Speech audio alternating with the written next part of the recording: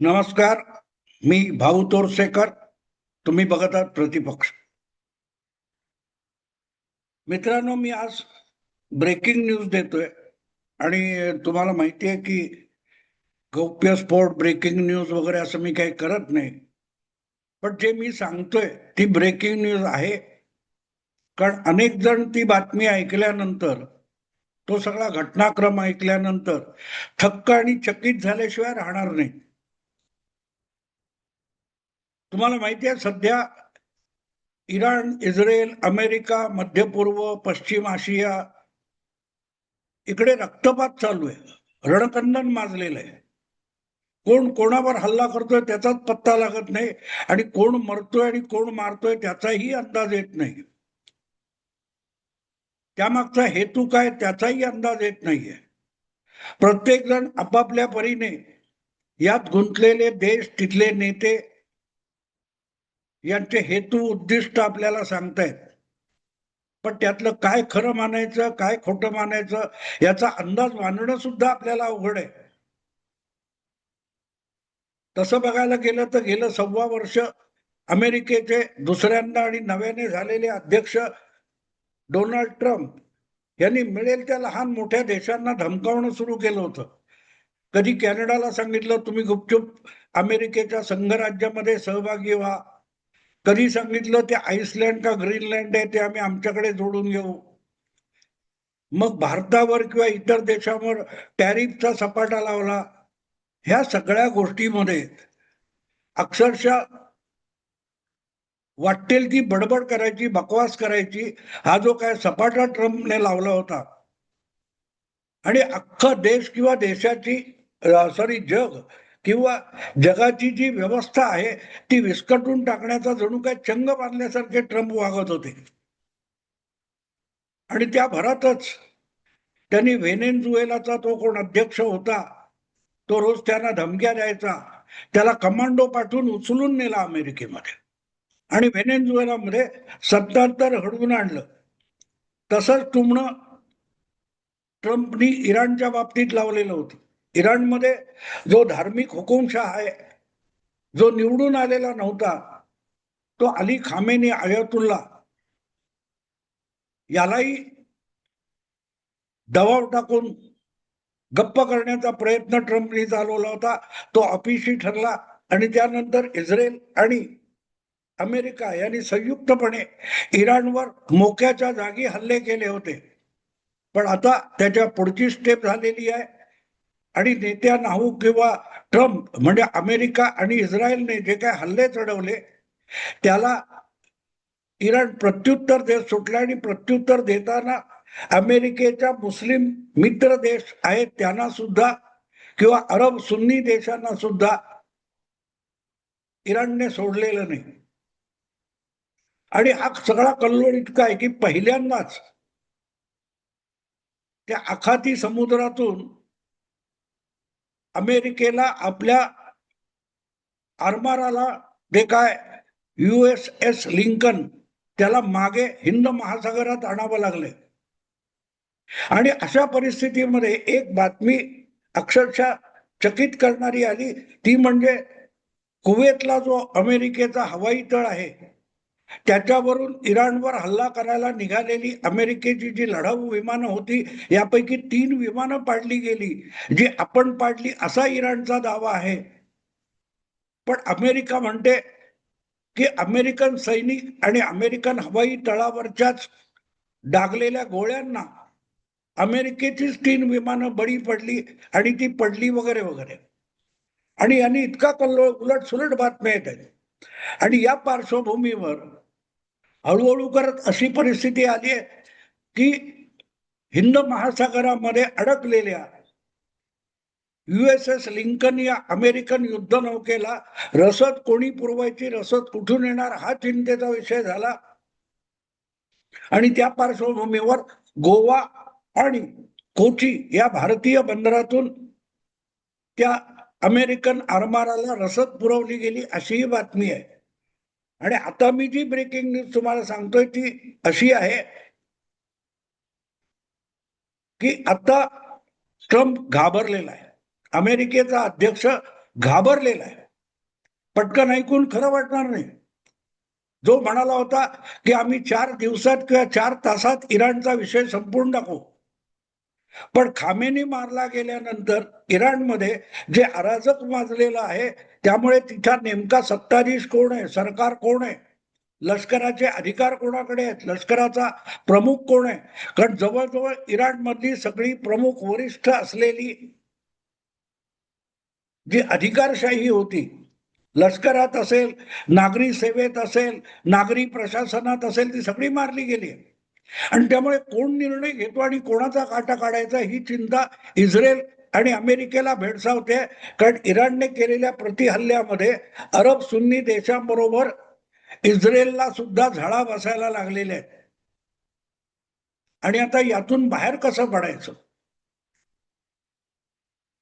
जे युद्ध 4 दिवसात किंवा 4 तासात संपू अशा फुशारक्या ट्रम्प मारत होता, तो आता इतका घाबरलाय की 4 आठवड्यामध्ये हा विषय संपेल किंवा 4 महिन्यात संपेल अशी भाषाला वापरायला लागलाय. आणि त्यातच ही ब्रेकिंग न्यूज माझ्यापर्यंत आली की भेदरलेल्या ट्रम्पने भारताचे पंतप्रधान नरेंद्र मोदी यांना गडबडल्यासारखा फोन केला आणि मोदींकडे ट्रम्पनी गेलेली मागणी ही खरोखरच धक्कादायक आहे, विचित्र आहे, चकित करणारी आहे. झालं असं की अमेरिकेचीच विमानं अमेरिकन तळावरून सुटलेल्या अमेरिकन सैनिकांच्या तोफांमधल्या गोळ्यांनी अमेरिकन विमानं पडली, मारणारे अमेरिकन सैनिक आणि मरणारे वैमानिक अमेरिकन. यामुळे अमेरिकेमध्ये जी बेचैनी वाढलेली आहे, त्यामुळे अमेरिकेत ट्रम्पच्या या युद्धखोरीवर एक नाराजीचा सूर उमटायला लागला. आणि त्यातून बाहेर कसं पडायचं ही चिंता सध्या डोनाल्ड ट्रम्प यांना भेडसावते. आणि ते एका बाजूला म्हणतायत की आमच्याकडूनच अमेरिकाच सांगते की आम्हीच आमच्या विमानं पाडली, गैरसमजातून पाडली गेली, फ्रेंडली फायर मधून पाडली गेली. तिकडे इराण ती जबाबदारी घेतोय. इराण म्हणतो अमेरिकेची विमानं आम्हीच पाडली. खरं तर यातून डोनाल्ड ट्रम्प यांना आपली सुटका करून घेता येईल, पण तसं केलं तर आपलंच ना कापलं जातं की इराण आपल्याला भारी पडला. आणि अशा पेचामध्ये सापडलेला डोनाल्ड ट्रम्प आता पहिल्यांदा भारताकडे गयावया करायला लागलाय आणि भारताचे पंतप्रधान नरेंद्र मोदी यांना फोन करून भारताची मदत मागायला लागलाय. पण ती मदत इतकी विचित्र आहे की भारताचे पंतप्रधान नरेंद्र मोदी यांना ठरवता येत नाही ही मदत किंवा ही मागणी पूर्ण कशी करायची. अतिशय विचित्र मागणी आहे आणि ती विचित्र मागणी आहे म्हणूनच ती ब्रेकिंग न्यूज आहे. तसं बघायला गेलं तर तंत्रज्ञानामध्ये अमेरिका हा जगाचा बाप आहे. जगातलं नवं तंत्रज्ञान अमेरिकेत विकसित होतं आणि अमेरिकेत जगभर विकते, हे जगजाहीर आहे.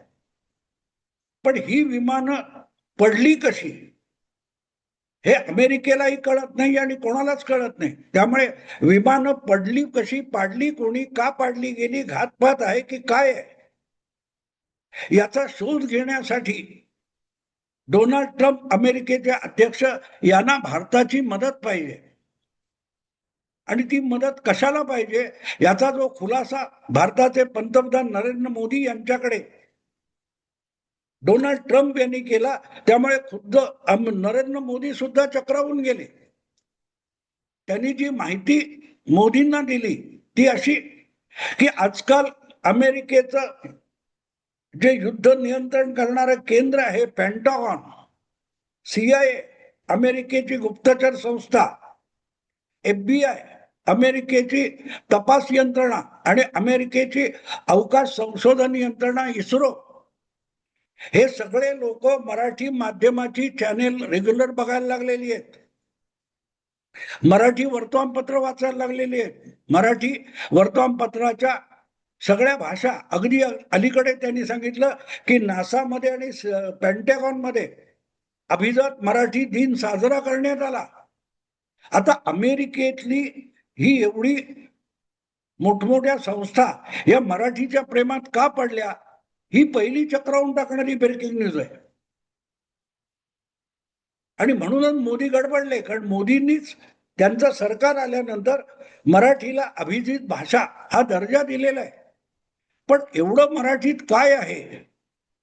मोदींना पहिल्यांदा वाटले की मराठीत महान साहित्य आहे, महाबुद्धिमंतांनी लिहिलेलं कादंबऱ्या, कथा, नाटकं वगैरे आहेत, संत साहित्य आहे. पण जे ट्रम्पनी उत्तर दिलं त्यामुळे मोदी आणखीन चक्रावून गेले. ते म्हणाले आम्ही संत साहित्य वगैरे वाचत नाही, आम्ही कथा कादंबऱ्या मराठीतल्या वाचत नाही. पेंटागॉन, इस्रो वगैरे मध्ये सध्या अभ्यास चालू आहे, तो मराठी मीडियाचा अभ्यास चालू आहे. जगातलं अत्याधुनिक तंत्रज्ञान समजलेला जर वर्ग कुठे असेल तर तो मराठी मीडियामध्ये आहे. आणि म्हणून अमेरिकेच्या या सगळ्या आधुनिक संस्थांमध्ये मराठी जाणून घेणं, समजून घेणं हे सक्तीचं करण्यात आलेलं आहे. आता हे चक्रावून लागणार नाही का? आणि म्हणून सगळ्याच्या सगळ्या मराठी वृत्तवाहिन्या आणि मराठी पोर्टल ही सक्तीची करण्यात आलेली आहे. आणि त्याचं एकच कारण, सगळ्यात महत्वाचं त्याने असं ठरवलं की विमानं उडतात कशी, पडतात कशी, त्यात अपघात कुठचे असतात, घातपात कुठचे असतात, हे समजू शकणारी माध्यमं फक्त मराठीत आहेत, असं ट्रम्प यांनी मोदींना सांगितलं.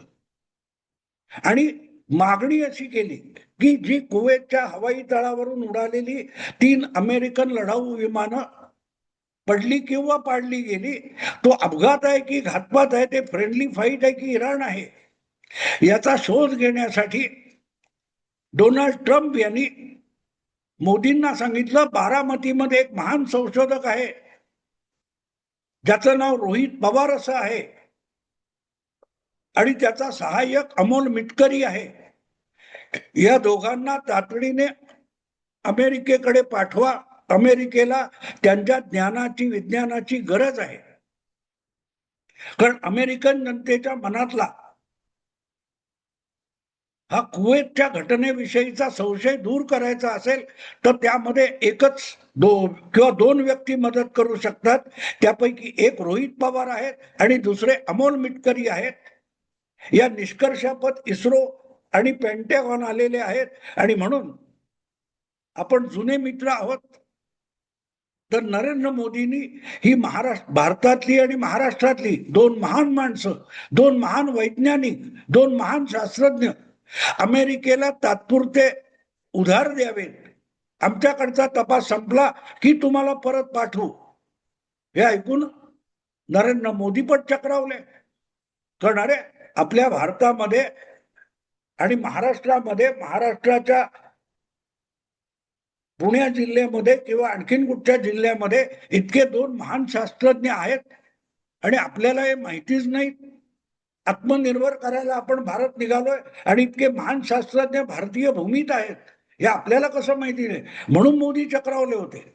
तेव्हा ट्रम्प यांनी त्यांना माहिती दिली की ही दोन महान माणसं आहेत की ज्यांना विमानं उडतात का आणि पडतात का याचा नेमका शोध लागतो. रात्री झोपले की सकाळी उठल्यावर त्यांच्याकडून नवा शोध आलेला असतो.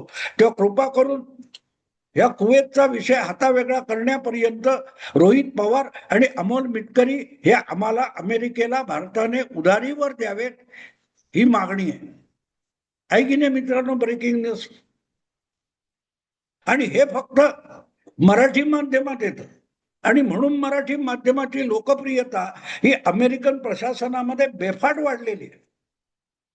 रडत मरत घाई गर्दीने मराठी शिकून मराठी बातम्या ऐकायची सवय इस्रो आणि पेंटागॉन मधल्या लोकांनी गेल्या 15 दिवसात लावून घेतलेली आहे. असो मित्रांनो, याची काय अपडेट आली तर मी लवकरच तुमच्या समोर आणेन. आत्ता थांबतो. आवडलं लाईक करा, शेअर करा आणि प्रतिपक्षाला सबस्क्राईब करा. नमस्कार.